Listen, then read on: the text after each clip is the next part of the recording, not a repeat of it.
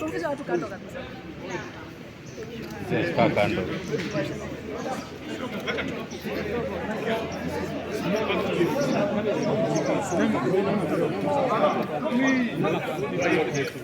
Ndio kujua.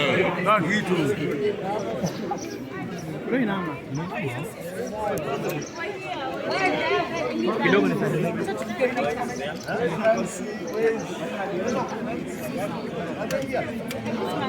Hai, cheki umesimama. Ungekaa tu. Just. Kuna kamera hapo nyuma. Mmezuia kamera. Usiwe kamera bro. Mnazuia kamera. Piga magoti. Piga kwa mbele ya sport. Wewe. Utasonga nyuma kidogo.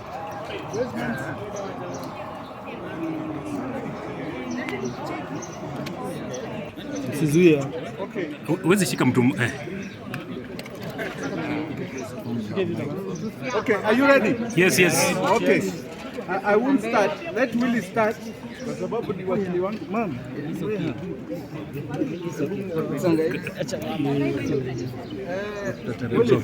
Why don't you start? So, thank you very much. Thank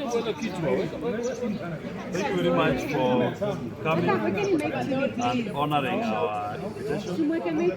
It's been a grueling last 2 weeks, as you're aware, starting with the attack at Jimmy Wanjigis Muthaiga 44 residence, when hooded thugs raided that home, conducted an illegal search, robbed members of that household, stole household items, stole from the people who work with Jimmy at his home, who are living with him, stole even from his own mother, who is here with us today.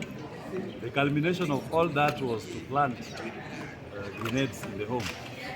And yesterday, despite the existence of court orders stopping the arrest or detention of Mr. Jimmy Wanjigi, we saw a high-handed act by DCI, Nairobi Regional Office, together with some officers from the head office, ignore that high court order to illegally arrest Mr. Jimmy Wanjigi, and they took him to Kamukunji police station, where they kept him overnight.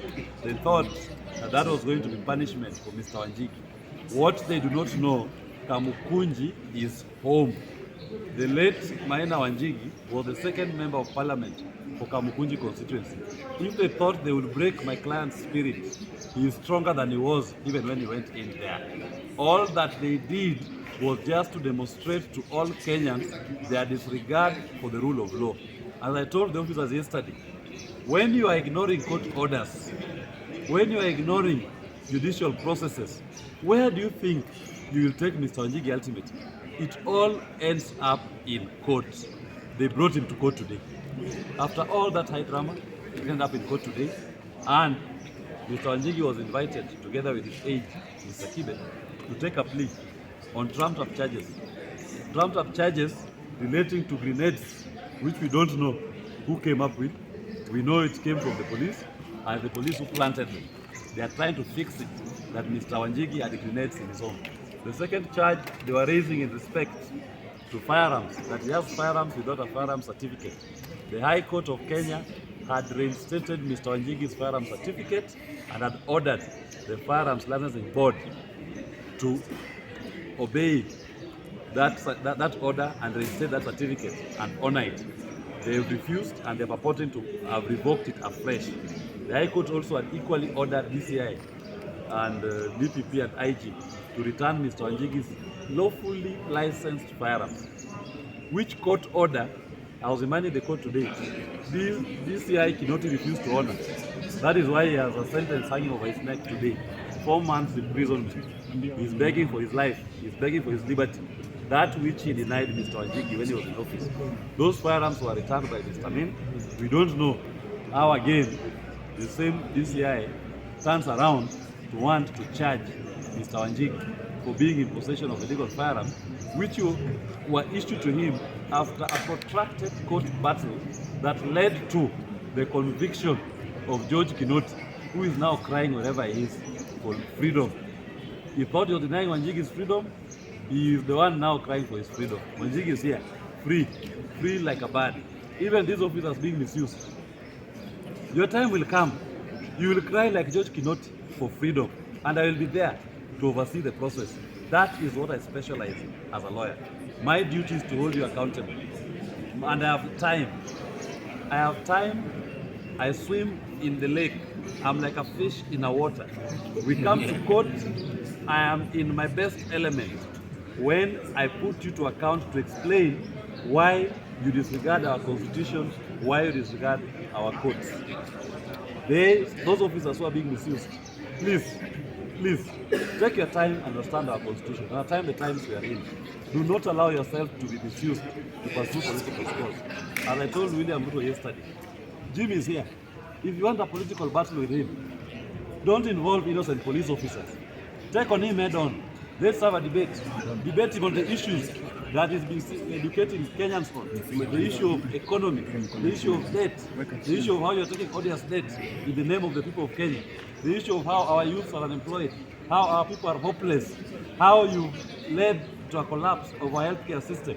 Those are the things that Jimmy Wanjigi will wish to debate with you, and Kenyans will make a decision based on who has the best ideas for this country. That decision will not be made in the courtrooms. You are wasting our time and wasting everybody's time by when you keep invading Jimmy's home and you keep dragging him to these courts on trumped charges. Face your equal. Deal with him as your equal. Leave the innocents. If you fear him, then say so. If you don't fear him, debate him on the issue. We are happy that the court has seen it fit and has listened to our application to defer the plea taking, and a ruling on that will be made on the 12th of September. But in the meantime, we have also initiated contempt of court proceedings against the Acting Inspector General of Police, DCI Amin, and Mr. Michael Sang, the one who effected an illegal arrest on Mr. Wanjigi yesterday at DCI Nairobi area. We do hope that we'll get those directions for those three officers to appear in court and explain why they deemed it fit to ignore the orders of the Honorable Court. We have also taken out contempt of court proceedings against the chairman, Mr. Rashid Yakub, of the Firearms Licensing Board, and all his other board members for contempt of court for refusing and neglecting to obey and to give full effect to the orders that were issued by the High Court in JR number 46 of 2018 that reinstated Mr. Jimmy Wanjigi's firearms license certificate. Thank you very much for coming.